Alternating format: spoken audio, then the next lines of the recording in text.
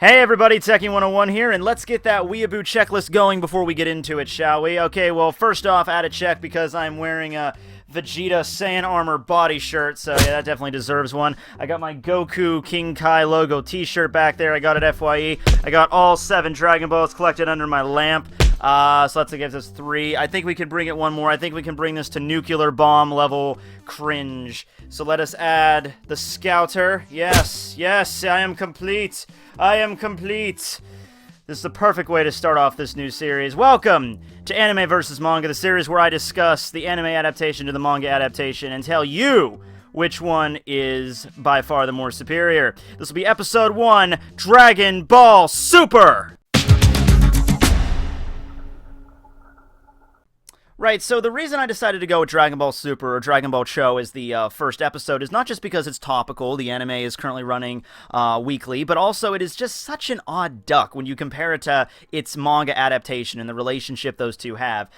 Most of the time, the vast majority of anime always start off with manga first. This is common knowledge. The manga is serialized in whatever magazine, Weekly Shonen Jump, or Weekly Shonen Magazine, or whatever. It's popular enough, it gets an anime. Now, of course, Dragon Ball is one of the most popular series ever, in terms of manga. I think right now it's the 3rd best-selling manga of all time, and it ended its original run, close to, 20 years ago. So that's still very impressive, only outmatched by One Piece and Golgo 13.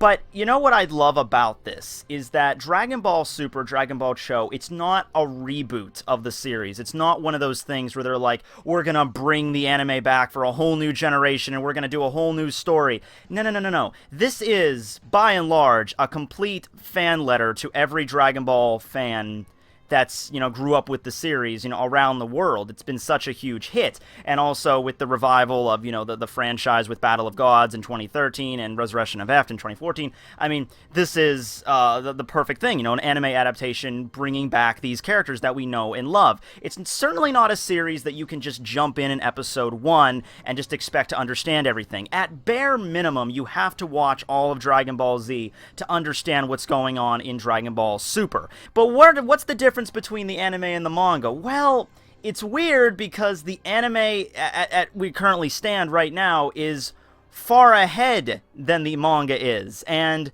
that is crazy.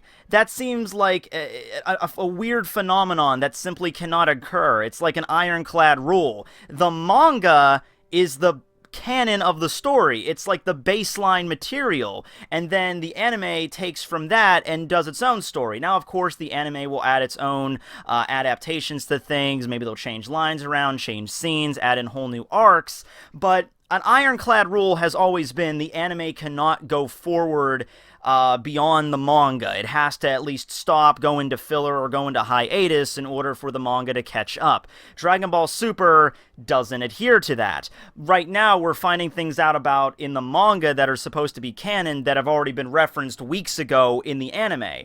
So that's an interesting thing right there that's going on, and it's weird because it kind of brings into question exactly, okay, what is canon now? Usually we use the manga as a baseline for canon because it comes first, and that's always the case, but this case it isn't. So it's weird. Now, there have been other anime that have released mangas after the anime adaptation. My favorite anime of all time, Fooly Cooly, had a manga adaptation afterwards and added some things, but the difference there is that the manga was not running the same time as the anime was, as we hear right now. The manga of Dragon Ball Super or Dragon Ball Cho is a monthly series, and granted, you pack a lot into a monthly series. Well, anyway, let's talk about the differences here, and I've heard a lot of complaints about the anime, and I'll get to those, but I want to tell you, right now, I feel that the anime is a superior story. For me, anyway, in my personal opinion. A lot of people have probably already disliked this video because I said that. Well, allow me to explain. So first off, I should say that the manga is way better at plot development, or expanding on things that actually happened in characters' past, as manga typically is. However, the anime is way better at character development, looking into characters and their interactions with certain ones that we don't get to see in the manga. I'm going to use the Future Trunks saga that we're currently in as an example. So in the manga, it's fairly straightforward. Future Trunks appears back from the future, of course, and he explains that there's this new threat, which is Goku Black, and, we need to go back there and we need to fight him. In the manga, very straightforward. In the anime, you get to see a lot more scenes with Trunks in the present world, interacting with his father, interacting with Bulma. There's a whole episode where he goes and visits Gohan, which is a huge deal, because those are the questions that I'm asking myself about this. Like, okay, Trunks is back in the present time after so long. The last time he saw Gohan, he was a teenager, but now Gohan is an adult, and that's when Trunks knew him from the future, before he died, before the androids killed him. That's how he knew Gohan. So that seems like just an obvious question, like, isn't Trunks going to see Gohan? And that might occur in the manga, but right now, as we see it, we're pretty much just going to jump directly into the Goku Black stuff.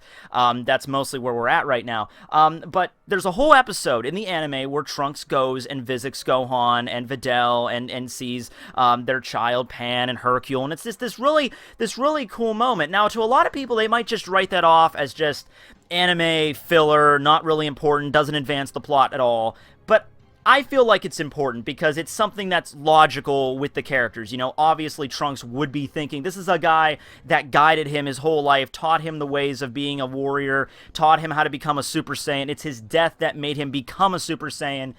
There's no doubt in my mind that one of the first questions that are going to be on Trunks' mind after, he tells Goku and Vegeta about Goku Black, that he's going to be thinking about where's Gohan? Can I see Gohan? And there's this really moment where he's just like, I don't know if I should go see him, and goes sees him, and it's a very heartwarming episode. Another big moment is that there's extended scenes with Vegeta and Trunks interacting. There's a whole episode focused on Vegeta training Trunks, and Trunks goes into that, that big buff Ultra Super Saiyan form, and Vegeta gets pissed off because he's still using that inferior form, and then Trunks fakes him out and goes into Super Saiyan 2, and it's this awesome moment. Just more stuff like that. It seems like the icing on the cake to me. I think that I would feel, because the manga seems to rush, in my opinion, seems to be rushing right into the crux of things, and perhaps that's how they want to do it, because they are on a monthly release. They kind of have to cut right to the chase here, but as the anime is weekly, they probably have more opportunities for that, and I would say that is superior, because I like to see these character interactions. With that being said, though, the manga is certainly superior in actually explaining things in greater detail as opposed to the anime. So, an example of this, once again using the Future Trunks saga, is that when Trunks arrives from the future and explains to Vegeta and Goku and the whole gang that there's this new threat after the androids, after Cell, Vegeta's first question is it Majin Buu? That's, of course, the threat they had to deal with after Cell, so Majin Buu might have showed up in their timeline. And Trunks says, no, it's not Majin Buu, it's Goku Black, but he also explains that he actually fought against Dabura and Babidi, and with him and the Supreme Kai and Kibito, and they actually managed to defeat Babidi and Dabura before they could unlock Buu from his ball. In the anime, this is a very brief scene where you get to see Trunks fighting against Dabura, and that's pretty much all it is. However, in the manga, you actually get a full freaking backstory in this, where you see the Supreme Kai and Kibito approaching Trunks and asking him to basically fulfill the role that Gohan fulfilled in the actual story, where they teach him how to use the Z-Sword. So you see Trunks in the Kai clothing training with the Z-Sword, and it's this amazing scene.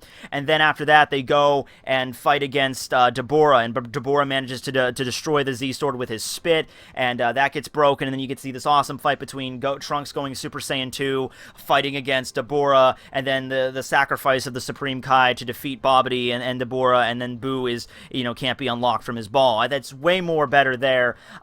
In the manga also, there's this scene also in the manga where you see Trunks and Goku fight as like a sparring match. And in the anime, it's seen like Trunks has no chance. There's no way he can defeat Goku. Goku goes into Super Saiyan 3. Trunks goes into Super Saiyan 2 in the anime, and there's no hope of Trunks winning. However, in the manga, it's actually explained that while Trunks is not at Super Saiyan 3 level quite, he's really close. Like, he's just, like, his Super Saiyan 2 transformation is pretty much on par with Super Saiyan 3, just like maybe one rung below. And that gives us not just more insight into the fact that Trunks had training with the Kais, so he's clearly more strong, but also that just gives us a better chance of looking at the strength level of Goku Black. you know, like, okay, if Trunks is almost at Super Saiyan 3 level and Black managed to kick his ass to such a degree, we're dealing with quite the tough cookie here. Right, so it's just little scenes like that I think the anime kind of breezes over or doesn't seem like to give the characters as much credit as they deserve or the backstory they deserve. The manga is certainly more superior. So now going more to the negative aspects here to close this out, the biggest one I always hear about the anime, about any anime really, you're going to have this unless the animation quality is handled extremely well, like unless you get like a studio like Madhouse in, you get like Hellsing Ultimate level animation, there's always going to be issues with animation, right? That was a big concern at the beginning of Dragon Ball Super's run, specifically in the Battle of Gods arc. The animation quality at certain points was absolutely horrible, so horrible it was distracting. Now, granted, if you take the vast majority of any anime, and if you're looking to find problems with the animation, you're going to find them. If you're just sitting there, like, pausing every frame of animation, you're eventually going to end up with some stuff that is absolute nightmare fuel. But with that being said, there are parts in the beginning of Dragon Ball Super that are absolutely inexcusable. You look at that and you're just like, did the animator, like, break his hand and had to animate with, like, his less dominant hand or something? Because that is abysmal. I mean, look at that. That is horrible. You know, I'm looking at that, and it's like, that is distracting. That is outright distracting. You know, that's not just, like, one or two scenes that go by so quick I'm not even noticing. I'm noticing that, and that's pretty damn apparent. Did nobody watch this before it went out? And if anybody did see this, and they saw the level of quality they had to deal with there, I'm thinking, like, why not just use the scene from the movie then? I mean, I know that would be kind of a cop-out, and there's problems there as well, because there would be like a dramatic shift of the kind of style of animation, and also the scenes in Dragon Ball Super don't always sync up with the scenes with, you know, the movie Battle of Gods or Resurrection F, but if the animation quality was that freaking shitty, just add the few scenes from Battle of Gods in there. At least we know what you're doing, but at least it would look good. I mean, it would be so worth it there. You know, and I'm sure there's still a few scenes recently with that, but I haven't seen it as apparent. I haven't seen as many people really raising a fuss over it. You know, I've been watching the past few episodes. I haven't seen anything quite, you know, too bad with the animation. Once again, it's anime, so of course you're going to have anime-only stuff. You're going to have non-canon, really just straight-up filler material. There was not too many in the way of, like, straight-up filler arcs. We had that one arc where they go to that other planet and you get to see, like, the jelly Vegeta or whatever.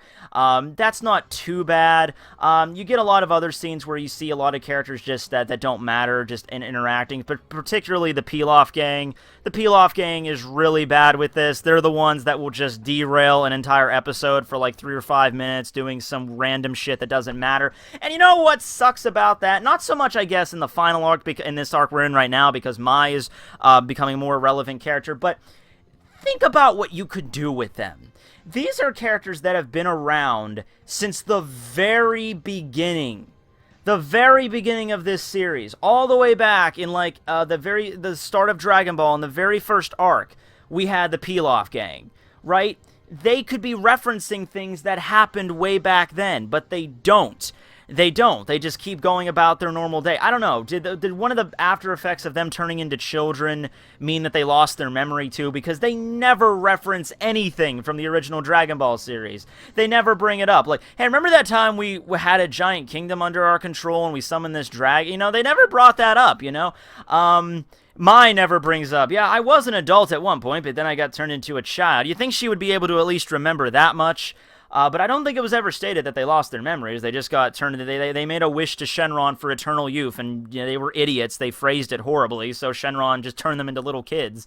But yeah, that's what I really feel like a missed opportunity with these characters. Like, they could be the window to the Dragon Ball series, and then all the other characters, like, there's heavily references to DBZ throughout the entire thing. But that would really, you know, complete the collection. But no, they're just comic relief characters that fail miserably at comic relief. You know, and there's lots of other examples of Z, like for example, Cell's Time Machine. That was a big one that I loved. I felt like there was some major closure there.